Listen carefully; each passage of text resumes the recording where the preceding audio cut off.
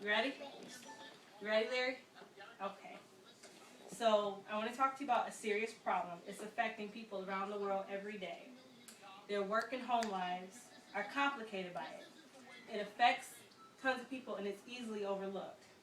It's not a disease.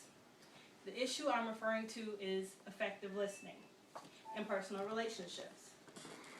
Close friends come to us for guidance, for advice, sometimes just for an attentive ear. But how often do we really listen? If we're not really listening, are we really helping? How much are these relationships suffering because of it? I spend a lot of hours studying and looking at research on effective listening. There's a lot to take in. I won't share all of it with you, but I do want to give you information and arm you with a few tips that may make significant changes in your personal relationships. Now, my professor asked me to choose a topic, and this is what I felt was most important. So first, let me tell you what effective listening is versus hearing. So now, hearing is just the ears taking in sound. It's the natural process of auditing or interpreting oral noise. But listening is actually focusing. It's concentrated attentiveness on a specific person or thing. So the question is, are you really listening? From a June 2008 article in Real Simple, Gail Blank, a motivational speaker, says that, I can't tell you how many times I've heard some version of one of these statements, usually uttered with disdain. Isn't anybody listening to me? You never listen to me. Why can't you just listen? And the amazing thing is I always think I am listening, but I finally figured out I'm not. That was her testimony. Just because we are comfortable in a relationship, we feel we really know someone, and we think we can just guess what they want or what they need. But that doesn't make listening any less important. Listening is not predictive, nor is it about guessing what others will say.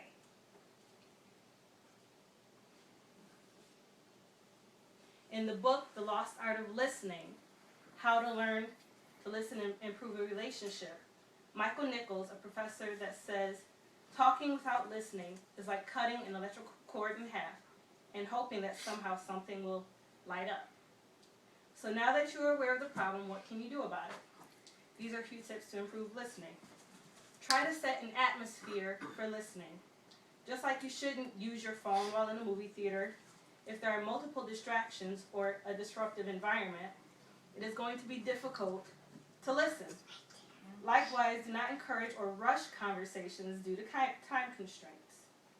Gail Blank suggests to determine what a person speaking wants. Do they want you to listen while you vent? Do they want advice? Do they want you to tell them how you relate? Do not get lost in thoughts. Don't say, yeah, I know, That's not listening. Do not interrupt.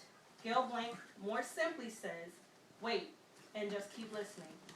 In a March-April 1991 article from physician executive Dr. James Richardson, a medical director at Paramount Hospital, states, supporting an essential component of active listening, but support must be given at appropriate times or it can be interpreted as superficial.